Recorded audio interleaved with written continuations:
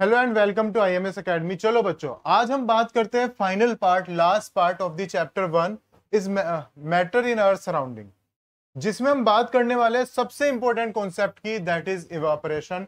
और मेरी गारंटी, आप देख लेना अपना पेपर उठा के, जो भी आपके स्कूल में होम एग्जाम आने वाले हैं जिसमें ये चैप्टर आएगा, उसमें डेफिनेटली इवेपोरेशन कॉन्सेप्ट से क्वेश्चन बनेगा ही बनेगा। इवेपोरेशन होता क्या है, इसको हम सभी जानते हैं। जैसे अगर आपने देखा होगा कि अगर कहीं आपके हाथ से गलती से पानी गिर गया, थोड़ी देर बाद वो पानी वहां पे आपको नहीं दिखेगा, क्योंकि वो सारी हीट लेके सराउंडिंग की सारा लिक्विड किस में कन्वर्ट हो जाएगा, गैस में। और इसी को कहा जाता है इवेपोरेशन। इसको डिफाइन करना आपको सही से आना चाहिए। Evaporation is the physical phenomena. याद रखना, ये वर्ड्स, ये टर्मिनोलॉजी आपको जरूर यूज करनी है अपनी डेफिनेशन में। ये एक फिजिकल फिनोमिना है और साथ साथ एक सरफेस फिनोमिना भी है। ये सरफेस पर डिपेंड करता है, जिसकी वजह से सराउंडिंग से हीट लेके सारा लिक्विड किस में कन्वर्ट हो जाता है, गैस में। और इसी प्रोसेस को कहा जाता है इवेपोरेशन।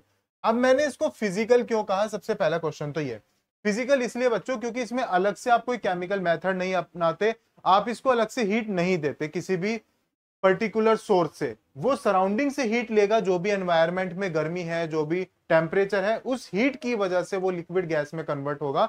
दैट्स वाई ये फिजिकल फिनोमिना होता है। सेकेंडली सरफेस फिनोमिना इसलिए, जैसे अगर आप देखोगे, अगर आपने एक गिलास भर के पानी रखा तो वो इवेपोरेट होने में टाइम लेगा। वहीं पे अगर आप उस एक गिलास पानी को फर्श पे बिखेर दो तो अब वो इवेपोरेट जल्दी से हो जाएगा। तो ये सरफेस पर डिपेंड करता है। सरफेस ज्यादा बड़ा होने से पूरे सरफेस की हीट ये लेना शुरू करेगा और गैस में कन्वर्ट जल्दी से हो जाएगा। अब फैक्टर्स, कौन कौन से फैक्टर्स पर डिपेंड करता है? सबसे पहले टेम्परेचर पर। जितना ज्यादा टेम्परेचर हाई होगा, इवेपोरेशन का रेट भी उतना ही ज्यादा हाई होगा। अगर आप देखोगे, गर्मी के दिनों में इवेपोरेशन जल्दी से होता है, इसलिए कपड़े वगैरह जल्दी सूख जाते हैं। लेकिन वहीं पे आप देखोगे सर्दियों में या बारिश के दिनों में इवेपोरेशन का रेट कम हो जाता है, क्योंकि टेम्परेचर तब कम होता है बहुत ज्यादा, इस वजह से।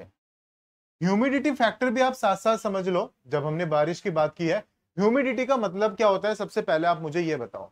यस, ह्यूमिडिटी का मतलब होता है the water molecules present in the environment. हवा में पानी की मात्रा कितनी ज्यादा है, वो ही ह्यूमिडिटी कहलाती है। अगर हवा में पानी की मात्रा बहुत ज्यादा होगी तो कहने का मतलब ह्यूमिडिटी बहुत ज्यादा होगी, जिसकी वजह से इवेपोरेशन का रेट घट जाएगा। इनवर्सली प्रोपोर्शनल होता है, ह्यूमिडिटी ज्यादा तो इवेपोरेशन का रेट होगा कम। इसी वजह से आप देखोगे बारिश के दिनों में कपड़े वगैरह जल्दी से नहीं सूख पाते।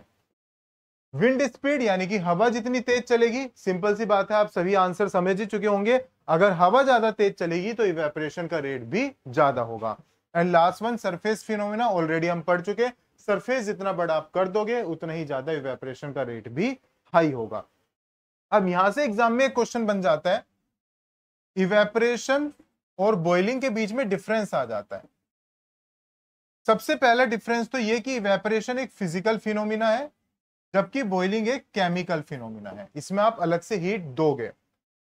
सेकेंडली, इवेपोरेशन जो है वो पर्टिकुलर सरफेस फिनोमिना है, एक सरफेस से होता है। ये बल्क फिनोमिना है, यानी कि आपने पूरे कंटेनर, एक बड़ा कंटेनर भर के आप उसे हीट दे रहे हो, बॉइलिंग कर रहे हो उसकी, तो पूरा बल्क में पूरा अमाउंट जो है पानी का वो गर्म होके और गैस में कन्वर्ट होना शुरू हो रहा है। लेकिन इवेपोरेशन में एक सरफेस है, एक पर्टिकुलर ऊपर का, जैसे गिलास में पानी रखा हुआ है तो केवल ऊपर की सरफेस का पानी जो है वो गैस में कन्वर्ट होगा, नीचे का पानी एज इट इज रहेगा। लेकिन बॉइलिंग में क्या होता है कि कन्वेक्शन होता है, वो हीट पूरे लिक्विड में फैलती है, जिसकी वजह से वो बल्क फिनोमिना कहलाएगा, यानी कि पूरा अमाउंट एक साथ ही गैस में कन्वर्ट होता चला जाता है। तो बेसिकली ये डिफरेंस आप लिख सकते हो। और इवेपोरेशन और बॉइलिंग में डिफरेंस कई बारी पूछे गए हैं। चलिए, now this was the last concept of the chapter. अब हम इस चैप्टर में लास्ट में आप इंटेक्स क्वेश्चन देखोगे, जो बहुत इंपॉर्टेंट है, क्योंकि यहां से ये वाले इंटेक्स क्वेश्चन एग्जाम में कई बारी पूछे गए हैं। इंपॉर्टेंट और आसान है और ज्यादातर डिपेंड करते हैं इवेपोरेशन के ऊपर। तो अगर इवेपोरेशन आपको बहुत अच्छे से समझ में आया तो इनके आंसर आप आसानी से कर सकते हो। चलो, सबसे पहले, why does a desert cooler cool better on the hot dry day? Cooler, हालांकि कुछ बच्चों के लिए टर्मिनोलॉजी नहीं होगी, क्योंकि आजकल तो सभी जो है एसी का यूज करने लगे हैं। लेकिन आप देखोगे, कूलर देखे तो सभी ने होंगे। कूलर जो होता है, डेजर्ट कूलर, वो ड्राई डे में बहुत ज्यादा बेटर फील कराता है, कूल फील कराता है। किस वजह से? तो उसका मैकेनिज्म समझो। अगर आपने कूलर देखा होगा तो उसकी दीवारें जो है वो सारी की सारी गीली हो जाती है, क्योंकि पानी उसमें भरा होता है, और वो पानी उसमें जब ट्रांसफर होता है तो वो सारी जो उसमें चारों तरफ की दीवारें हैं कूलर की वो गीली हो जाएगी, जिसकी वजह से अब गीली होने के बावजूद जो सराउंडिंग गर्मी है बहुत ज्यादा या ड्राई डे है, तो सराउंडिंग की हीट लेके वो सारा का सारा पानी किस में कन्वर्ट होने लगेगा, गैस में कन्वर्ट होने लगेगा, जिसकी वजह से जो हवा आएगी वो ठंडी आएगी। तो दैट इज द रीजन कि इवेपोरेशन प्रोसेस वहां पे भी होता है और उसकी वजह से आपको जो फील है वो कूलिंग इफेक्ट पैदा हो जाता है। The walls of the cooler are wet with the water, this water evaporates due to the hot dry day and that effects cooling. Understood मेरे बच्चों? चलो नेक्स्ट कॉन्सेप्ट की अगर हम बात करें, how does water kept in the pot. जैसे अब ये भी आपके लिए नया है, अर्थन पोट जिसे हिंदी में मटका भी कहा जाता है। तो आपने देखा होगा कि अब तो सभी के पास फ्रिज है, हालांकि कम ही यूज करते हैं इसका, लेकिन पुराने टाइम पे क्या होता था कि एक अर्थन पोट मिट्टी का बना एक घड़ा होता था जिसमें पानी रखा जाता था। और आज भी गांव में आप जाओगे तो वहां पे आप देखोगे कि मटके वगैरह यूज किए जाते हैं। इतनी ज्यादा जब इलेक्ट्रिसिटी कट, वहां पे पावर कट बहुत ज्यादा है या रेफ्रिजरेटर वगैरह लोग अफोर्ड नहीं कर सकते, तो उन घरों में आपको देखने को मिलेगा। और इवन कुछ लोग जो हेल्थ कॉन्शियस होते हैं वो भी अभी मिट्टी के घड़े यूज करते हैं अपने घरों में। तो उनमें पानी ठंडा होता है, क्यों? उसमें रीजन क्या है कि मिट्टी के घड़े में वो छोटे छोटे पोर्स बने होते हैं। उन पोर्स में क्या होता है कि पानी जो है वो फंस जाता है, पानी अंदर एंटर करेगा, वो जो मटके के अंदर पानी है वो उन पोर्स में एंटर होगा, और एंटर होने से क्या होगा, अब वो पानी बाहर निकलने की कोशिश करेगा गैसियस फॉर्म में, जिसकी वजह से क्या होगा, इवेपोरेट होगा। इवेपोरेट होने के लिए उसको हीट चाहिए होगा, तो वो पानी जो मटके के अंदर भर रखा है और उसके अंदर की जो हीट होगी पानी के अंदर की, वो उस हीट को लेके उन पोर्स में फंसा हुआ पानी जो है वो गैस में कन्वर्ट होगा, जिसकी वजह से वो हीट पानी की बाहर चली गई और वो पानी मटके के अंदर क्या हो गया, ठंडा हो गया, जो आपकी बॉडी को नुकसान भी नहीं देता और वो पानी भी ठंडा हो जाता है। चलो थर्ड क्वेश्चन की अगर हम बात करें, एनसीईआरटी क्वेश्चन है, आप सभी देख सकते हो, most important. Why does palm feel.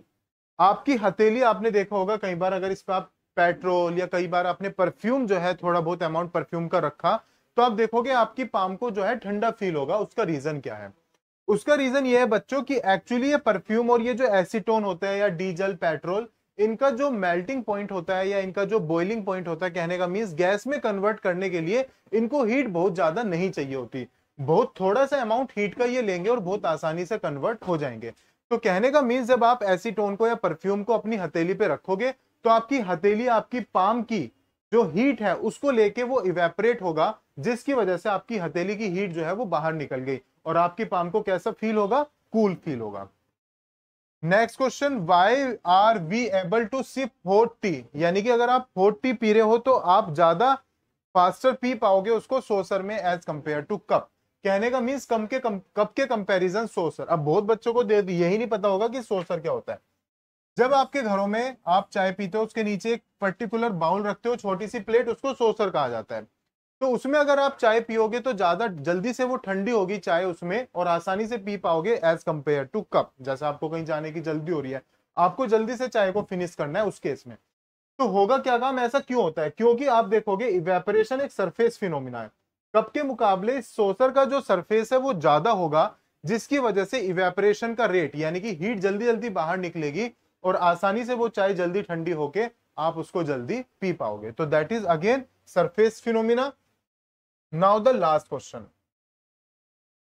What type of cloth should we wear in summer. गर्मियों में हमें कैसे कपड़े पहनने चाहिए, आप बताओ। आप में से बहुत बच्चे मोस्टली गर्मियों में क्लॉथ्स जो होते हैं कॉटन के क्लॉथ को ही प्रीफर करते हैं, कॉटन की शर्ट एज सच क्लॉथ्स।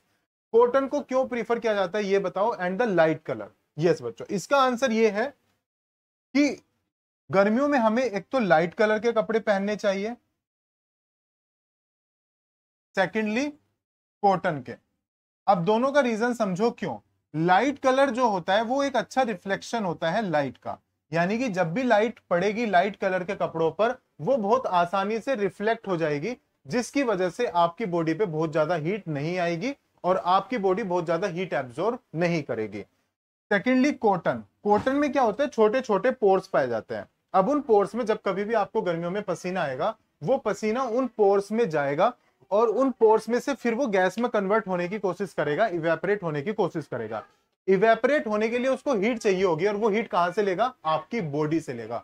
तो आपकी बॉडी की हीट लेके वो स्वेट जो है वो गैस में कन्वर्ट हो जाएगा और इससे आपकी बॉडी जो है वो क्या हो गई, हीट आपकी बॉडी की बाहर निकल गई, जिससे आपकी बॉडी को कैसा फील होगा, कूल फील होगा। और इवेपोरेशन प्रोसेस से वो सारा पसीना क्या हो गया, इवेपोरेट हो गया, गैसेस फॉर्म में कन्वर्ट हो गया। तो दैट्स वाई कॉटन कपड़े पहनने से हमें कूल फील होता है और लाइट कलर के वे होने चाहिए। तो आज से जो बच्चे कॉटन कपड़ा नहीं पहनते वो कॉटन पहनना स्टार्ट कर दो। गांधी जी ने हमेशा खादी को ही बताया है कि खादी आपको अपनाना चाहिए, और तो बच्चों आप सभी को इसको फॉलो करना है। तो ऐसी ही कुछ जानकारी जानने के लिए जुड़े रहिए IMS अकेडमी से। Thank you everyone.